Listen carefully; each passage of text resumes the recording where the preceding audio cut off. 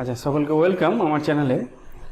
তো আমরা ক্লাস 12-এর ওহমের সূত্র পড়ছিলাম। তো ওহমের সূত্রের আজকে খুব ছোট করে একটা টপিক বাকি আছে। তো আমরা সেই টপিকটা আজকে কভার করব।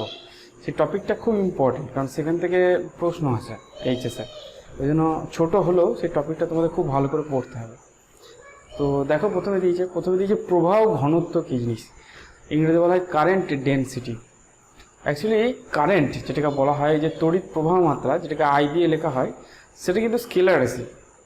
কারণ তার দিক থাকলেও সে কিন্তু বীজগাণিতিক নিয়মে যোগ হয়, এটা আমরা জানি।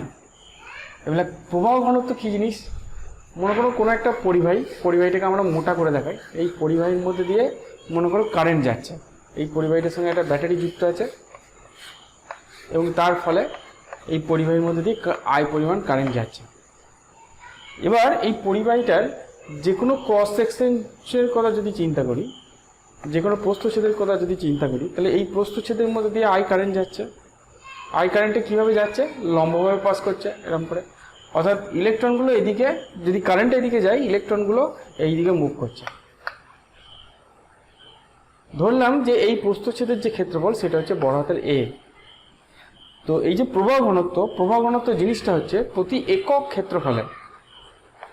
প্রবাহ ঘনত্ব হচ্ছে প্রতি একক ক্ষেত্রফলে যে পরিমাণ তড়িৎ প্রবাহ হয়, ঠিক আছে, যে পরিমাণ কারেন্ট যায়, সেইটাকেই বলা হয় প্রবাহ ঘনত্ব। বা আরও ভালো করে বলতে গেলে, যে পরিবাহীর যে কোনো প্রস্থচ্ছেদের মধ্যে দিয়ে লম্বভাবে, পরিবাহীর একক প্রস্থচ্ছেদের মধ্যে দিয়ে লম্বভাবে যতটা তড়িৎ প্রবাহ হয়, তাকেই বলা হয় প্রবাহ ঘনত্ব। অর্থাৎ প্রবাহ ঘনত্ব সমান হবে যে সমান I/A। একক প্রস্থচ্ছেদের মধ্যে দিয়ে লম্বভাবে যতটা তড়িৎ প্রবাহ প্রবাহিত হয়, সেইটাকেই আমরা বলবো প্রবাহ ঘনত্ব। বুঝতেই পারছো যে এর একক কী হবে। আই এর জন্য অ্যাম্পিয়ার, আর এ এর জন্য হচ্ছে মিটার স্কোয়ার। এটা হচ্ছে আমাদের এসআই একক। ভালো করে বুঝে যাও। আবার বলছি, কোনো পরিবাহীর যে কোনো প্রস্থচ্ছেদের, যে কোনো নয়, কোনো পরিবাহীর একক প্রস্থচ্ছেদের মধ্যে দিয়ে লম্বভাবে যে পরিমাণ তড়িৎ প্রবাহ প্রবাহিত হয়, তাকেই বলা হয় প্রবাহ ঘনত্ব। ঠিক আছে, কিন্তু এখানে লম্বভাবে কথাটা কোথাও লেখা নাই। আমাদের সাধারণত লম্বভাবে ধরতেও হয় না, কারণ পরিবাহীর যে কোনো প্রস্থচ্ছেদ যদি নিই, তাহলে কারেন্টটা সবসময় সেই প্রস্থচ্ছেদের সঙ্গে লম্বভাবেই যায়। কিন্তু যদি এরকম হয় যে মনে করো প্রস্থচ্ছেদটা এরকম, আর কারেন্টটা যাচ্ছে হয়তো মনে করো এই ডিরেকশানে, এই দিকে কারেন্ট যাচ্ছে, তাহলে এই যে প্রস্থচ্ছেদটা বলছি, এই প্রস্থচ্ছেদের ডিরেকশন কোন দিকে হয়? প্রস্থচ্ছেদের সঙ্গে লম্বভাবে হয়, তাই তো? প্রস্থচ্ছেদ হচ্ছে একটা ক্ষেত্র, ভেক্টর রাশি, তাহলে তার ডিরেকশন কোন দিকে হয়? সেই ক্ষেত্রফলের সঙ্গে লম্বভাবে বাইরের দিকে হয়। যে কোনো দিকে একটা নিতে পারি, আমরা এই দিকে নিলাম। তাহলে যদি এই ক্ষেত্রে এরকম হয়, তাহলে এই যে কারেন্টটা, এই কারেন্টটা কিন্তু ভেক্টর রাশি নয়। আমরা যদি ভেক্টর হিসেবে ধরি, তাহলে এই কারেন্টটা কিন্তু এই ক্ষেত্রকে লম্বভাবে পাস করছে না, ঠিক আছে? তাহলে এই ক্ষেত্রফলের আমাদের কারেন্ট বরাবর উপাংশ নিতে হবে। যদি এই কোণটা থিটা হয়, তাহলে এই ক্ষেত্রফলের কারেন্ট বরাবর উপাংশ হচ্ছে a cos থিটা, ঠিক আছে? অর্থাৎ সেক্ষেত্রে আমরা J = লিখব I/A cos থিটা, যেখানে এটা কি? এটা হচ্ছে কারেন্টটা যেদিকে যাচ্ছে, যদিও কারেন্ট কিন্তু ভেক্টর রাশি নয়, কারেন্টটা যেদিকে যাচ্ছে, এবং আমি যে ক্রস সেকশনটা নিয়েছি, সেই যে ক্ষেত্রফল ভেক্টর, সেই যে ক্ষেত্র ভেক্টর, তাদের মাঝের কোণটা, ঠিক আছে? সবচেয়ে ভালো সংজ্ঞাটা কি? সবচেয়ে ভালো সংজ্ঞা হচ্ছে যে I সমান JA cos থিটা। অর্থাৎ I সমান লিখতে পারি J.A, ঠিক আছে? আমি কি বললাম? ইন জেনারেল কারেন্টটা যে কোনো প্রস্থচ্ছেদের মধ্যে দিয়ে লম্বভাবেই পাস করে, তাহলে ইন জেনারেল ইকুয়েশনে থিটাটা 0 ডিগ্রি হয়, cos থিটা 1 হয়ে যায়, J সমান I/A হয়। তাহলে আমরা আমাদের যে সিলেবাস আছে, সেখানে সবসময় J সমান I/A ব্যবহার করব।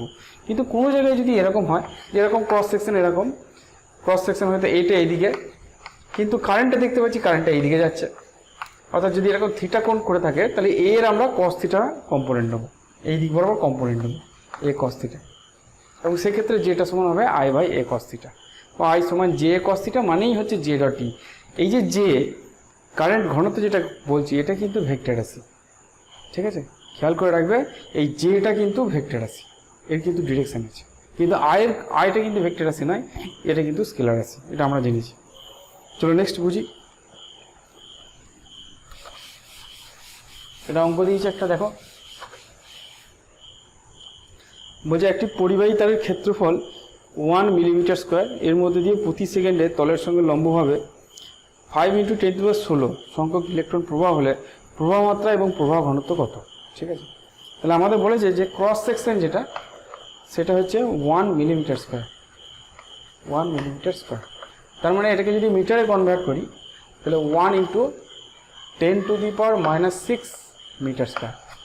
মিলিমিটারকে মিটারে নিয়ে যেতে গেলে 10⁻³ হয়, যেহেতু মিলিমিটার স্কোয়ারকে মিটার স্কোয়ারে নিয়ে যাচ্ছি তাহলে 10⁻6 হবে। কতগুলো ইলেকট্রন যাচ্ছে?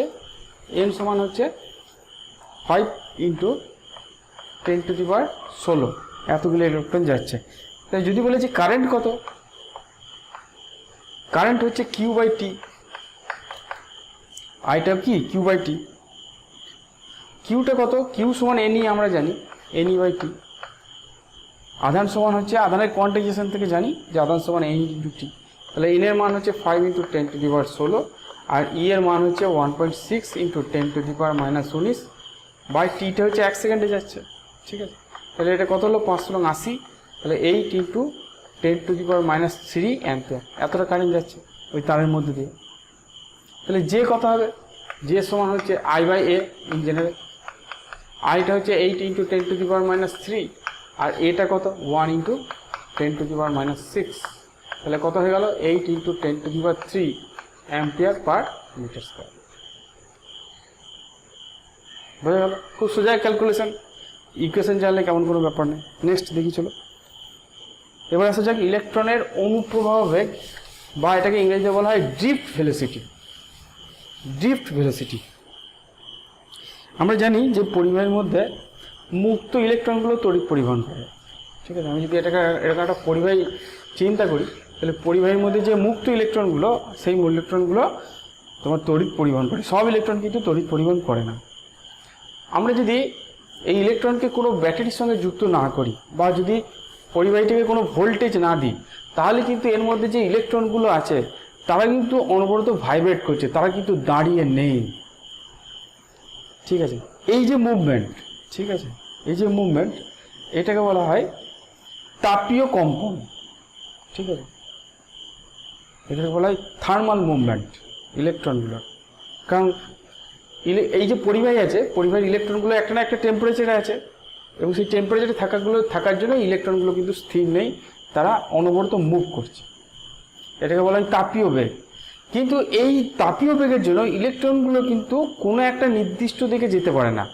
তারা হয়তো এই ইলেকট্রনটা যেটা আছে তারা এইভাবে মুভ করছে, কিন্তু এই নির্দিষ্ট জায়গার মধ্যেই সীমাবদ্ধ থাকবে। বড় জোর ইলেকট্রনটা এখানে যাবে, কিন্তু এখানে যদি যায় এখান থেকে অন্য একটা ইলেকট্রন কিন্তু সেবার এদিকে আসবে। অর্থাৎ ওভারঅল যদি সব ইলেকট্রনগুলো যদি দেখি তাহলে আমরা দেখবো তারা এর মতো জিগজ্যাগ করে কাঁপছে, কিন্তু তারা কখনো এগিয়ে যাচ্ছে না, তারা এইখানেই আছে এবং এইখানেই অনবরত কাঁপছে।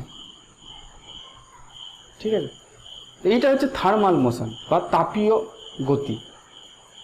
এই তাপীয় গতিতে ইলেকট্রনগুলো কোনো নির্দিষ্ট দিকে যায় না, তারা এই পরিবাহীটার মধ্যেই এদিক ওদিক কাঁপতে থাকে, তারা কিন্তু ওভারঅল মুভমেন্ট করবে না। তার মানে বুঝতেই পারছি তারা যখন মুভমেন্ট করছে তারা নিজেদের মধ্যে ধাক্কা খাচ্ছে।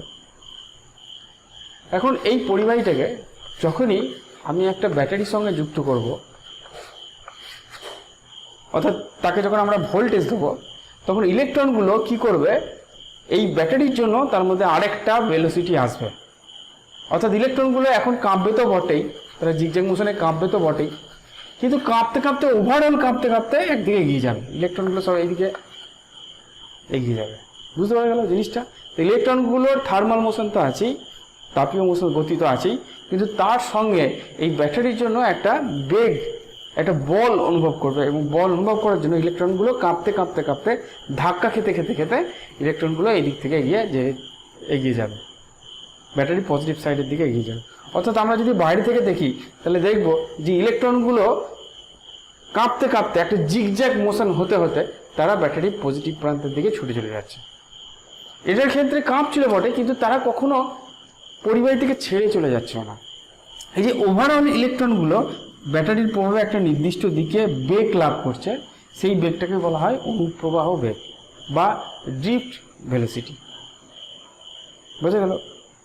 তাহলে কোনো তড়িৎ বিভবের ক্রিয়ায় কোনো পরিবাহীর মধ্যে মুক্ত ইলেকট্রনগুলো যে গড় বেগ লাভ করে সেইটাকেই বলা হয় তার ড্রিফট ভেলোসিটি বা অনুপ্রবাহ বেগ।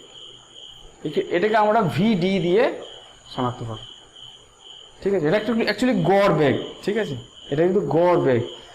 এটা অনবরত কিন্তু নিজেদের মধ্যে ধাক্কা খাচ্ছে, তারপর পরিবাহীর বিভিন্ন ক্রিস্টালের মধ্যে ধাক্কা খাচ্ছে, ধাক্কা খেতে খেতে খেতে খেতে সামনের দিকে একটা এগিয়ে যাচ্ছে, মানে টোটাল পথটা যেন মনে হচ্ছে তারা একটা গড় বেগ নিয়ে যাচ্ছে। সেই বেগটাই হচ্ছে ড্রিফট ভেলোসিটি বা ভিডি। এবার দেখবো যে এই ভিডির সঙ্গে কারেন্টের কি সম্পর্ক। অবশ্যই ইলেকট্রনগুলো এগিয়ে যাচ্ছে বলেই কারেন্ট সৃষ্টি হচ্ছে, তাহলে ভিডির সঙ্গে নিশ্চয়ই কারেন্টের কোনো সম্পর্ক আছে। চলো আমরা বুঝি। এই সম্পর্কটা খুব দরকার, এটা আমাদের খুব দেয়। তো মনে করো এই হচ্ছে আমাদের পরিবাহী, আমি পরিবাহীটার সঙ্গে এরকম একটা ব্যাটারি যোগ করেছি। তো আমি ধরলাম যে এই পরিবাহীটার এই যে ক্রস সেকশনটা নিয়েছি, এই ক্রস সেকশনের ক্ষেত্রফল হচ্ছে এ, এবং ইলেকট্রনগুলোর ড্রিফট ভেলোসিটি হচ্ছে ভিডি। অর্থাৎ ওভারঅল ইলেকট্রনগুলো ভিডি ভেলোসিটি নিয়ে সামনের দিকে এগিয়ে যাচ্ছে, ধাক্কা খেচ্ছে, যা করছে, কিন্তু তারা সামনের দিকে এগিয়ে যাচ্ছে ভিডি ভেলোসিটি নিয়ে। তার ফলে একটা কারেন্ট সৃষ্টি হচ্ছে, যেদিকে ইলেকট্রন যায় তার উল্টো দিকে কারেন্ট, যেহেতু এটা পজিটিভ এটা নেগেটিভ, কারেন্টের দিক হচ্ছে পজিটিভ থেকে নেগেটিভের দিকে, এবং যেদিকে কারেন্ট হয় ইলেকট্রনগুলো তার উল্টো দিকে মুভ করে। বোঝা গেল? আমি চাইছি যে ভিডির সঙ্গে আয়ের কি রিলেশন হয় সেটা আমরা বার করব। আমি ধরলাম যে পরিবাহীর একক আয়তনে ইলেকট্রন সংখ্যা, একক আয়তনে মুক্ত ইলেকট্রন সংখ্যা, মুক্ত ইলেকট্রন কটা আছে, মুক্ত ইলেকট্রন সংখ্যা ধরলাম ছোট হাতের এন, ঠিক আছে। ধরলাম যে এখানে একক আয়তনে এনটা করে মুক্ত ইলেকট্রন আছে। এবার তোমাকে যদি জিজ্ঞেস করে যে 1 সেকেন্ডে কতগুলো ইলেকট্রন এই এ ক্রস সেকশনকে পাস করছে, দেখে 1 সেকেন্ডে ইলেকট্রনগুলো ভিডি দূরত্ব যাচ্ছে, তাহলে 1 সেকেন্ডে যে ইলেকট্রনগুলো এই ক্রস সেকশনকে পাস করছে তারা ভিডি দূরত্ব পর্যন্ত যদি আমরা একটা চোঙ কল্পনা করি, সেই চোঙের মধ্যে আবদ্ধ থাকবে। এইটা হচ্ছে সবচেয়ে বোঝার জিনিস। আমি জানতে চাইছি যে 1 সেকেন্ডে কতগুলো ইলেকট্রন এই ক্রস সেকশনকে পাস করবে। তাহলে 1 সেকেন্ডে যেহেতু ইলেকট্রনগুলো ভিডি দূরত্ব যায়, তাহলে 1 সেকেন্ডে ভিডি সমান দৈর্ঘ্য নিয়ে যদি আমি একটা চোঙ কল্পনা করি, তাহলে 1 সেকেন্ডে সেই চোঙের মধ্যে যতগুলো ইলেকট্রন থাকবে সেই ইলেকট্রনগুলো এ ক্রস সেকশনকে পাস করছে, তাই না। 1 সেকেন্ডে ইলেকট্রনগুলো ভিডি দূরত্ব যাচ্ছে, তাহলে ভিডি সমান দৈর্ঘ্যের আমি একটা চোঙ নিলাম, সেই চোঙের যে আয়তন সেই আয়তনের মধ্যে যতগুলো ইলেকট্রন থাকবে সেই ইলেকট্রনগুলো 1 সেকেন্ডে এ ক্রস সেকশনকে পাস করছে। চোঙের আয়তন কত? এই চোঙের আয়তন কত? এই চোঙের আয়তন হচ্ছে, তার ক্রস সেকশন হচ্ছে এ আর দৈর্ঘ্যটা হচ্ছে ভিডি। 1 সেকেন্ডে ভিডি দূরত্ব গেছে, ঠিক আছে। তাহলে এই আয়তনে কতগুলো ইলেকট্রন আছে? তাহলে এই আয়তনে ইলেকট্রন সংখ্যা, এই আয়তনে ইলেকট্রন সংখ্যা, সেটাকে যদি বড় হাতের এন বলি, দেখো একক আয়তনে ইলেকট্রন সংখ্যা, মুক্ত ইলেকট্রন সংখ্যা অ্যাকচুয়ালি এন বলেছি, তাহলে এই আয়তনে ইলেকট্রন সংখ্যা হবে এন এ ভিডি। তাহলে 1 সেকেন্ডে এতগুলো ইলেকট্রন এ ক্রস সেকশনকে পাস করছে, এতগুলো ইলেকট্রন, এনটা ইলেকট্রন, তাহলে কতটা আধান পাস করছে?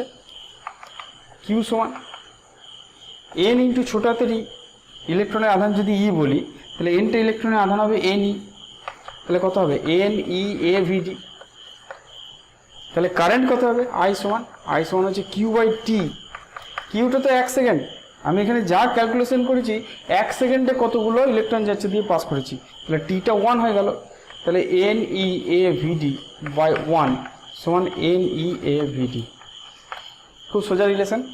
তাহলে এখান থেকে বলতে পারি আই সমান এন ই এ ভিডি। এই রিলেশনটা আমাদের পরীক্ষায় প্রমাণ করতে দেয়, বা আমরা লিখতে পারি ভিডি সমান আই বাই এন ই এ। এইটাই আমাদের ড্রিফট ভেলোসিটির ইকুয়েশন, ভিডি সমান আই বাই এন ই। বোঝা গেল? তোমাদের এইটা একটু হয়তো কনসেপ্টে গন্ডগোল হতে পারে, কিন্তু সেটাতে কিচ্ছু নাই। 1 সেকেন্ডে যারা যে সমস্ত 1 সেকেন্ডে যারা এই এ ক্রস সেকশনগুলো দিয়ে পাস করবে তারা ভিডি দূরত্বের মধ্যে থাকবে, তাহলে ভিডি দূরত্ব নিয়ে আমি যদি চোঙ কল্পনা করি, সেখানে যতগুলো মুক্ত ইলেকট্রনকে পাবো তারাই এ ক্রস সেকশনকে 1 সেকেন্ডে পাস করেছে। এটা মনে রাখলেই হবে। দিয়ে চোঙের আয়তন বার করো, আয়তন থেকে ইলেকট্রন সংখ্যা বার করো, দিয়ে আধান দিয়ে গুণ করে দাও, তাহলে কিউ পেয়ে গেলাম, আর টিটা 1 আই পেয়ে গেলাম, কিছুই নেই। চলো নেক্সট এটা অঙ্ক করি।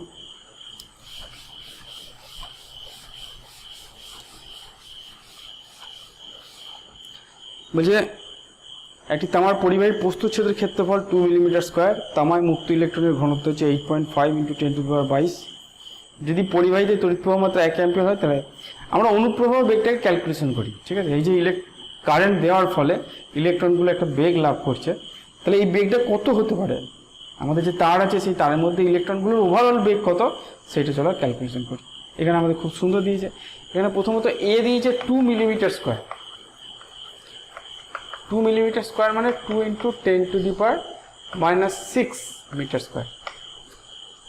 ঠিক আছে, মুক্ত ইলেকট্রনের ঘনত্ব অর্থাৎ ছোট হাতের এনটা দিয়ে দিয়েছে 8.5 × 10⁻22 সেন্টিমিটার কিউব,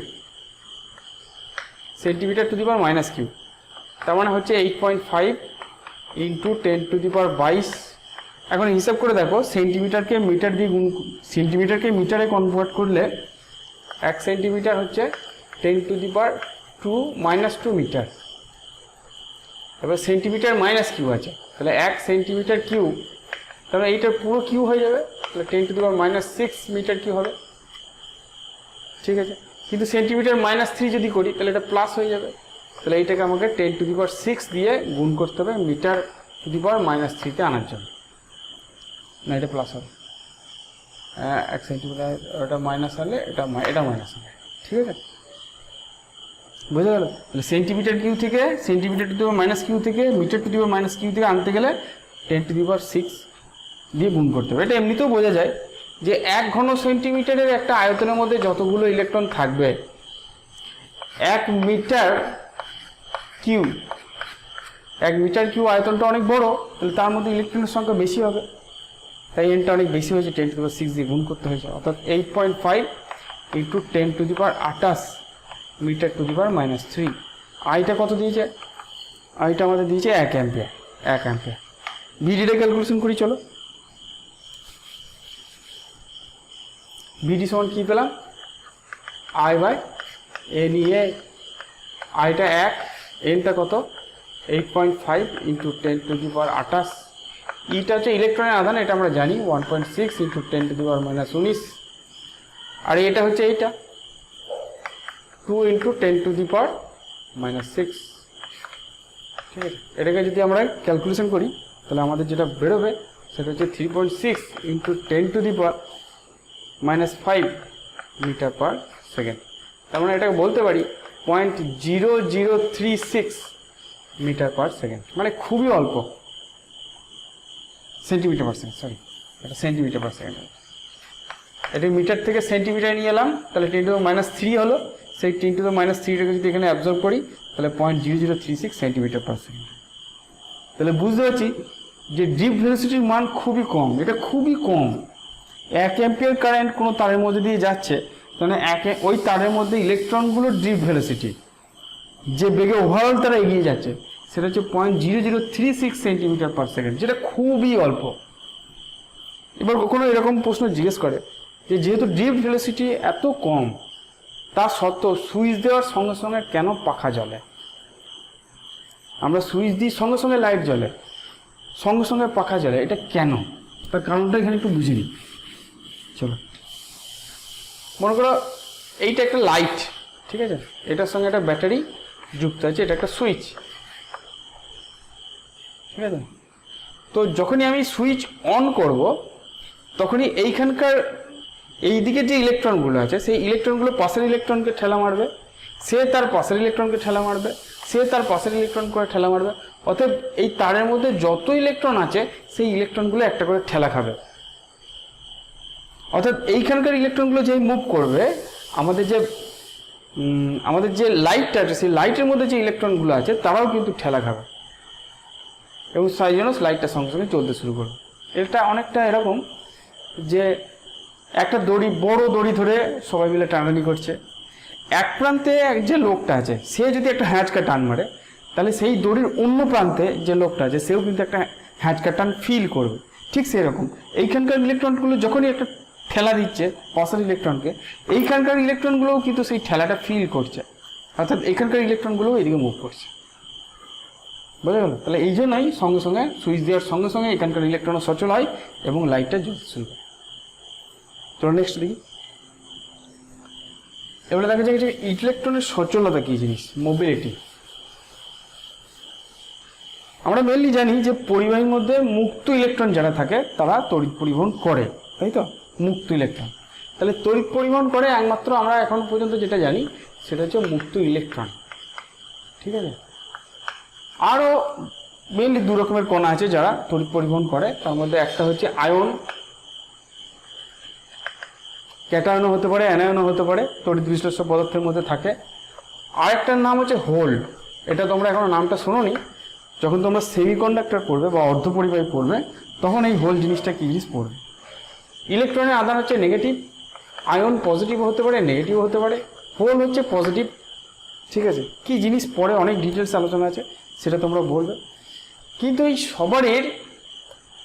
সবাই এরা পরিবাহীর মধ্যে বা তারা যে পদার্থের মধ্যে আছে সেখানে অত সহজে তারা গতিশীল হতে পারে না। ঠিক আছে, যে কণাগুলো খুব সহজে পরিবাহীর মধ্যে গতিশীল হতে পারে তাদের সচলতা বেশি, ইংরেজি বলা হয় মোবিলিটি। দেখবে সাইকেলে যদি আমরা মোবিল দিই সেই সাইকেল খুব ভালো চলে, বুঝা যাচ্ছে? মোবিলিটি কথাটা থেকেই বুঝতে পারছি যে কার সচলতা বেশি হবে, অর্থাৎ কে ভালো মুভ করতে পারে, ফ্রিকশনটা কম হবে কার। সেই সংজ্ঞাটা মোবিলিটির, সেই উদ্দেশ্যে এই ওয়ার্ডটা ব্যবহার করা হয়েছে, সচলতা, মানে কারা খুব স্বাচ্ছন্দ্যের মধ্যে পরিবাহীর মধ্যে মুভ করতে পারবে। এটাকে সংজ্ঞা কী করে দেওয়া হয়? মনে করো এটা একটা পরিবাহী, এই পরিবাহীর মধ্যে আমরা একটা ব্যাটারি লাগিয়েছি, ব্যাটারি ভি ভোল্টেজ। ঠিক আছে, তারপরে ব্যাটারিটা কী করবে, এই পরিবাহীর মধ্যে একটা ভোল্টেজ ক্রিয়েট করবে। এই ভোল্টেজ ক্রিয়েট করার ফলে পরিবাহীটার মধ্যে একটা ইলেকট্রিক ফিল্ড তৈরি হবে। ঠিক আছে, ইলেকট্রিক ফিল্ড একটা তৈরি হবে এদিকে, বুঝে গেল? একটা ইলেকট্রিক ফিল্ড তৈরি হবে। যদি আমরা একক ইলেকট্রিক ফিল্ড দিই তাহলে এই ইলেকট্রনগুলোর যে অনুপ্রবাহ বল সৃষ্টি হয় সেইটাই বলা হয় তার সচলতা। এখানে যদি আমরা বলি মুক্ত ইলেকট্রনের সচলতার কি সংজ্ঞা হবে, তাহলে মুক্ত ইলেকট্রনের সচলতা হবে, মুক্ত ইলেকট্রনের সচলতা যেটাকে আমরা মিউ দিয়ে লিখি সেটা হচ্ছে ভিডি বাই ই। অর্থাৎ একক তড়িৎ ক্ষেত্র দিলে কোনো পরিবাহীর মধ্যে একক তড়িৎ ক্ষেত্র প্রয়োগ করলে সেই তড়িৎ ক্ষেত্রের মধ্যে মুক্ত ইলেকট্রনগুলো যে ডিপ ভেলোসিটি লাভ করে বা যে অনুপ্রবাহ বেগ লাভ করে সেইটাই হচ্ছে তার সচলতা। বুঝা গেল? তাহলে একক ইলেকট্রিক ফিল্ড প্রয়োগ করলে যার ডিপ ভেলোসিটি বেশি হবে তার সচলতা বেশি। যেমন এই তিনটের মধ্যে সবচেয়ে সচলতা বেশি ইলেকট্রনের, কারণ ইলেকট্রনকে অল্প ইলেকট্রিক ফিল্ড দিলে সে বেশি অনুপ্রবাহ বেগ লাভ করে, ওই জন্য তার সচলতা অনেক বেশি। বুঝে গেল? চলো নেক্সট, সচলতার একটা অঙ্ক করি।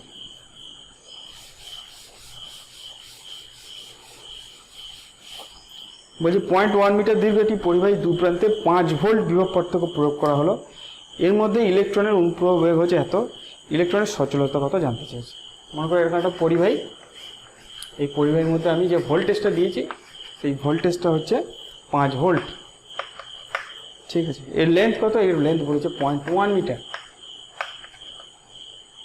ঠিক আছে, যে অনুপ্রবাহটা বেগটা পেয়েছে ভিডি সমান কত দিয়েছে, 2.5 × 10⁻⁴ 10⁻⁴ মিটার পার সেকেন্ড, এরকমই রেঞ্জেই হয়।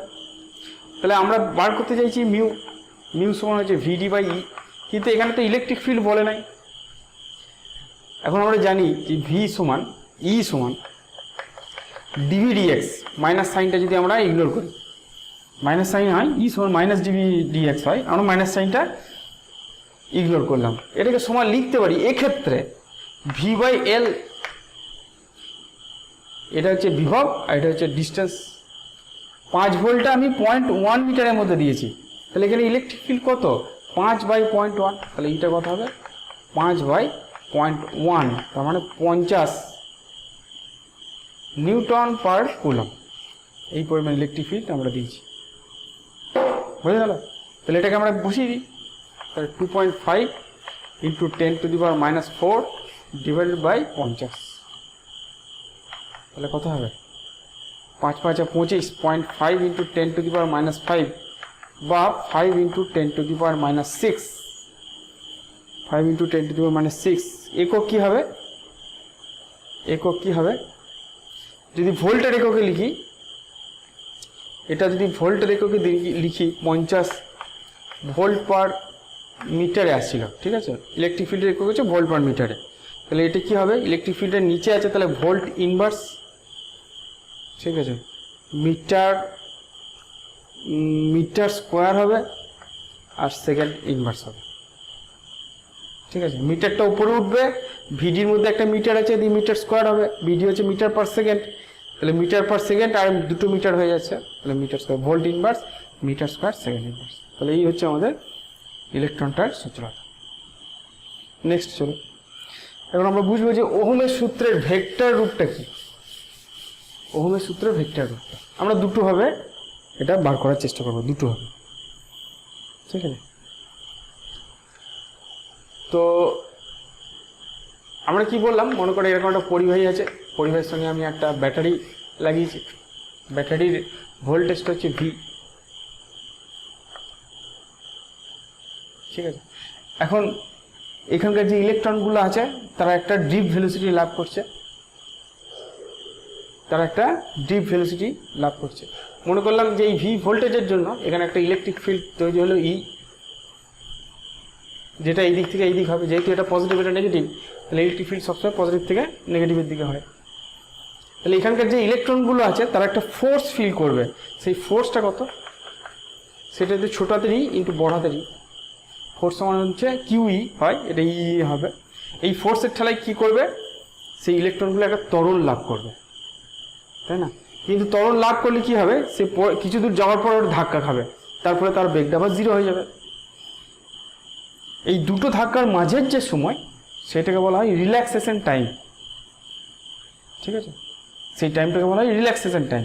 যদি সেই টাইমটাকে টাও বলি, সেই টাও সময়ের মধ্যে ইলেকট্রনটা যে ডিস্টেন্সে যাবে, বা আমরা বলতে পারি যে দুটো ধাক্কার মাঝের যে ডিস্টেন্স, সেটাকে যদি এল বলি, সেই এলটা কত হবে?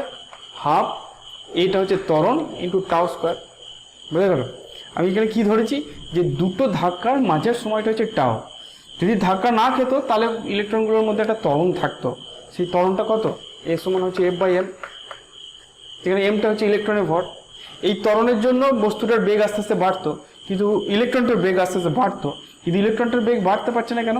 কারণ ইলেকট্রনগুলো নিজেদের মধ্যে সংঘর্ষ হচ্ছে। তাহলে কিছু দূর যাওয়ার পরে সে আরেকটি ইলেকট্রনের মধ্যে সংঘর্ষ ঘটাবে। মনে করলাম এই দুটো সংঘর্ষের মাঝের যে টাইম সেটাকে টাও বললাম, এটাকে বলা হয় রিল্যাক্সেশন টাইম। তাহলে মাঝের দূরত্বটা কত হবে? L = হাফ a টাও স্কোয়ার। এর মানটা যদি বসিয়ে দিই তাহলে কত হবে? F/2m ইন্টু টাও স্কোয়ার। F মানে তো QE, তাহলে QE/2m ইন্টু টাও স্কোয়ার। তাহলে যদি বলে ডিপ ভেলোসিটিটা কত হচ্ছে, সেটা হবে L/টাও, সেটা হচ্ছে L/টাও। তাহলে এখান থেকে যদি L/টাও নিই তাহলে কি হবে? QE টাও/2m, QE টাও/2m, L/টাও মানে, বা এটাকে লিখতে পারি Q টাও/2m ইন্টু ই। কিউ কেন লিখলাম? ই লিখি, ইলেকট্রনের জন্য ই হবে, ঠিক আছে? তাহলে ভিডি পেয়ে গেলাম। এবার আমরা কি বার করবো? জে সমান কত, অর্থাৎ প্রবাহ ঘনত্ব সমান কত। তাহলে জে সমান বার করি। এবার জে সমান আমরা জানি I/a, তাই তো? নর্মালি জে সমান I/a হয়। আই মানে কি পেয়েছিলাম? NeAVD। আই সমান দেখো ডিপ ভেলোসিটির সঙ্গে আয়ের সম্পর্ক পেয়েছিলাম, এটা ডিভাইড বাই এ, এ কেটে গেল। ভিডি মানে কি পেলাম? এইটা পেলাম। তাহলে ভিডির জায়গায় যদি এটা বসিয়ে দিই তাহলে কি হবে? NE² টাও/2m ইন্টু ই। তাহলে যে সমান পেয়ে গেলাম N square tau by 2m। এই যে N square tau by 2m এটাকে বলা হয় সিগমা বা বলা হয় পদার্থের পরিবাহিতাঙ্ক। তাহলে আমাদের সমীকরণটা কি হয়ে যাবে? আমাদের সমীকরণ হয়ে যাবে যে সমান সিগমা ইন্টু ই, যেখানে সিগমাটা হচ্ছে n square tau by 2m। সিগমাটাকে কি বলা হয়? পদার্থের পরিবাহিতাঙ্ক। ঠিক আছে, সিগমাটাকে কি বলবো আমরা? পদার্থের পরিবাহিতাঙ্ক। এখানে দেখো যেটা ভেক্টর, ইটাও ভেক্টর, যেটাও ভেক্টর, ইটাও ভেক্টর, ওই জন্য এটাকে বলা হয় ওহমের সূত্রের ভেক্টর রূপ। ঠিক আছে, বুঝতে পেরেছো? ওহমের সূত্রের ভেক্টর রূপটাকে অন্য আরেকভাবে প্রমাণ করা যায়, অন্য আরেকভাবে প্রমাণ করি। চলো, এমনিতে ওহমের সূত্র আমরা কি জানি? ভি সমান আই আর। ঠিক আছে, ভি মানে কি আমরা জানি? ই সমান মাইনাস ডিভি ডিএক্স, বা ভি বাই এল লিখতে পারি। এখানে এই দৈর্ঘ্যটা এল যদি বলি, তাহলে ভি সমান কত হবে? ই ইন্টু এল। তাহলে ভি এর জায়গায় আমি বসালাম ই ইন্টু এল। আই এর জায়গায় বসালাম জে ইন্টু এ, জে সমান আই বাই এ, তাহলে আই সমান জে ইন্টু এ। আর আর এর জায়গায় বসালাম রো এল বাই এ, যেখানে রোটা হচ্ছে রোধাঙ্ক। এটা এটা কেটে গেল, এলটা এটা কেটে গেল, তাহলে আমরা যে সময় লিখতে পারি 1/রো ইন্টু ই। এই রোটা নিচে নিয়ে চলে গেল, তার মানে সিগমা ই। অতএব J is equal to sigma E, কারণ আমরা জানি সিগমা সমান 1/রো, পরিবাহিতাঙ্ক সমান হচ্ছে 1/রোধাঙ্ক।